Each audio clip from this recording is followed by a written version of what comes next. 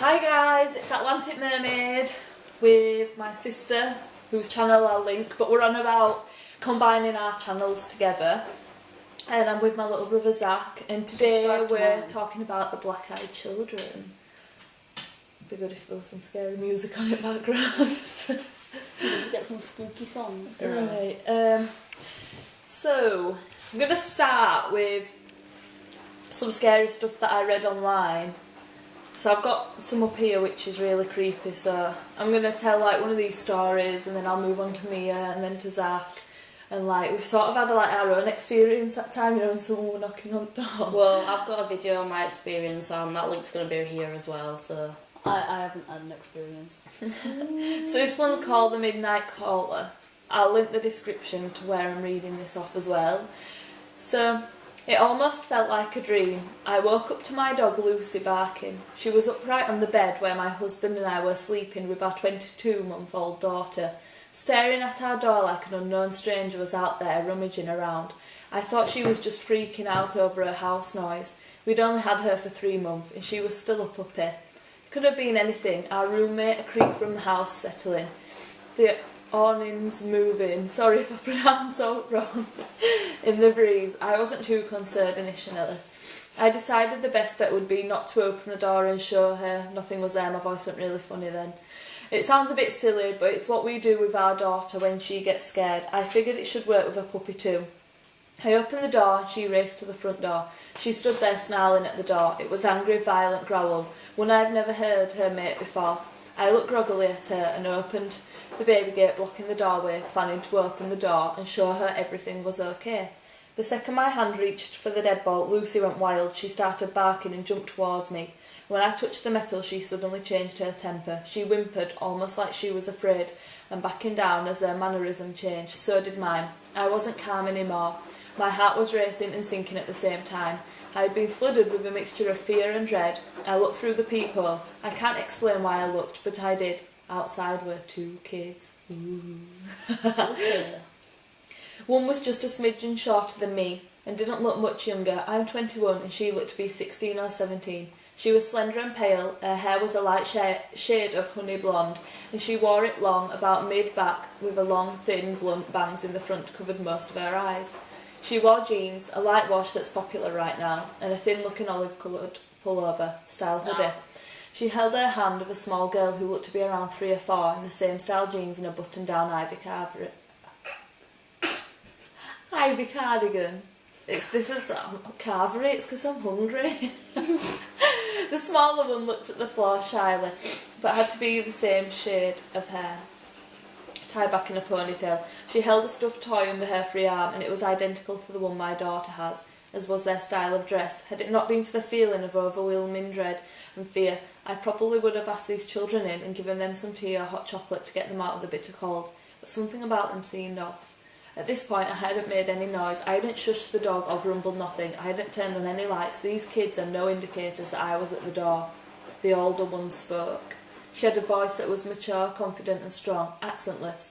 She held her head tilted downward and I couldn't see her eyes. She said, "We have to use your phone." Put in a bit of effect.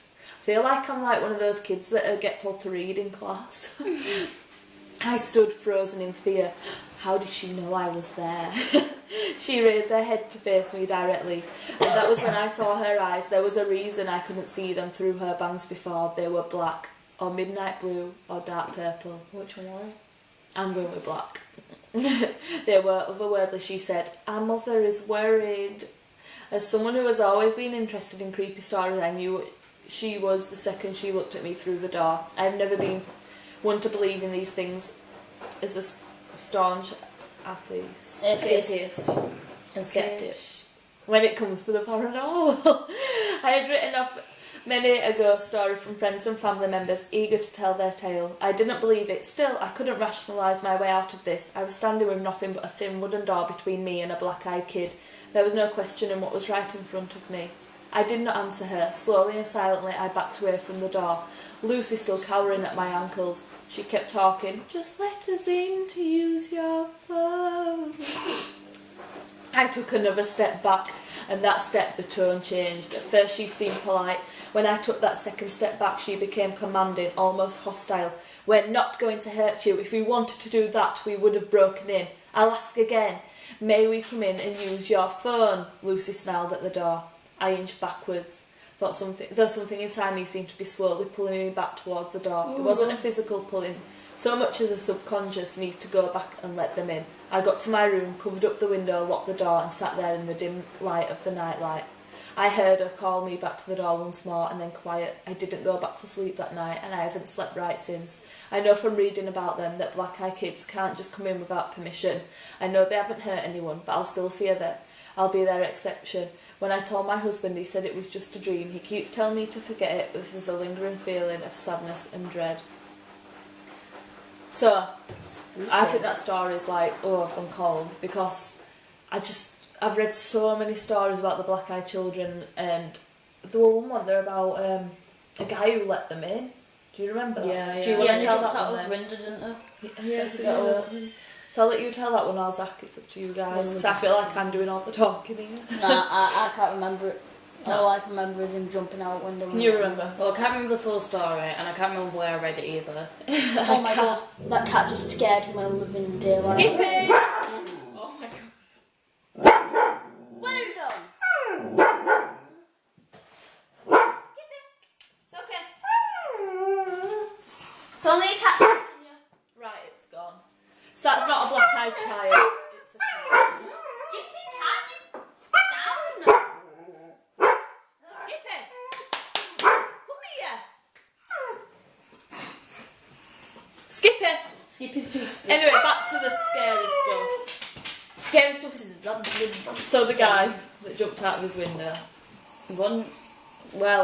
Basically, the same story then. They were knocking on the door, telling him to let him in. And then he actually opened the door and let him in. And then their excuse was saying that they needed to use the toilet as well. So the little one says she went to the toilet and asked to get the phone while she went to the toilet. So then he went to get the phone, and then he just felt like weird and off, like I shouldn't do this.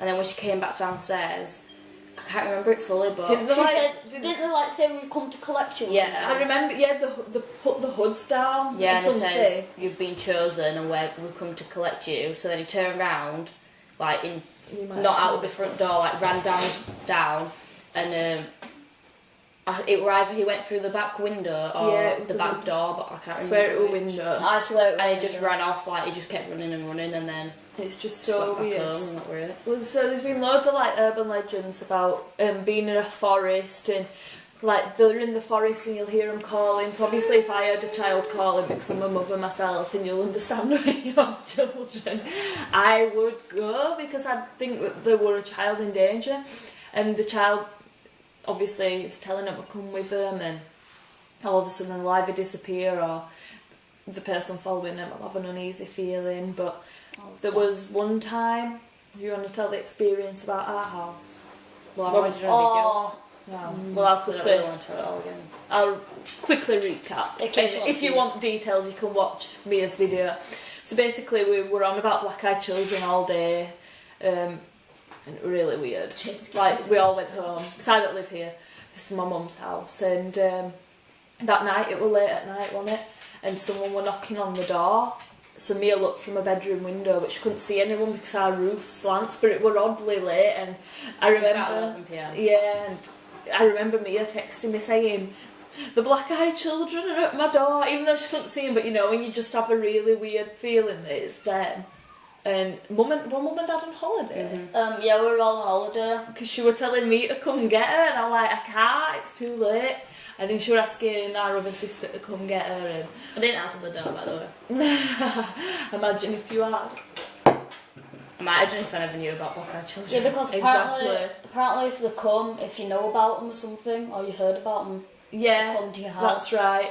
Yeah, when like, so that's why we thought it were them, because we've been going on about them all day, and apparently they only come if you're aware of them, because they have this like strange thing, and it makes you want to open the door. If Like, you've heard so much yeah. about it and you think, oh, I wonder what happens if you do, like you want to know that it's them. And it's like they hypnotise you, sort of thing. So if anyone's knocking on your Hypno. door, don't answer that shit if it's late. I've seen Shane Dawson's video as well, and he were on about it. I don't think it was that late though on his, were it? His mum had popped out and someone knocked on the door and he answered the door and he could feel like him opening it wider and wider, and then all of a sudden he just slammed it and he were like, what? And he told his mum about it and stuff, and that were He's really done a video on that. creepy. So yeah, check out that video. But there is so many stories of the black-eyed children. I'll just have a quick scan through here. I won't read a full story, I'm just going to like quickly just have a recap. There's a short story here. It's called, this is from the same website that I'll be linking, it's called Bus Encounter. I was riding the bus back home after work. It was about 1 a.m. Can we just stop there? What bus runs till 1 a.m? I mean, seriously? Get a bus. Like the last bus over here, it's like at 11:30 or something, innit? There's one at 11:45, so...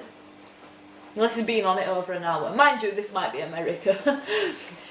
So after work, it was about 1 a.m. I'm a security guard and often work odd hours, so I'm sitting there and this guy gets on, sits across from me. He was wearing a suit, had a briefcase, regular looking guy in his 20s. What struck me first about him was that he was chewing a cigar, not smoking it. You can't smoke on the bus, so I was just looking at him while he stared out of the window and chewed his cigar, and all of a sudden he turned and looked at me. His eyes were pitch black, just as you described. My heart started beating like a mad motherfucker. I quote.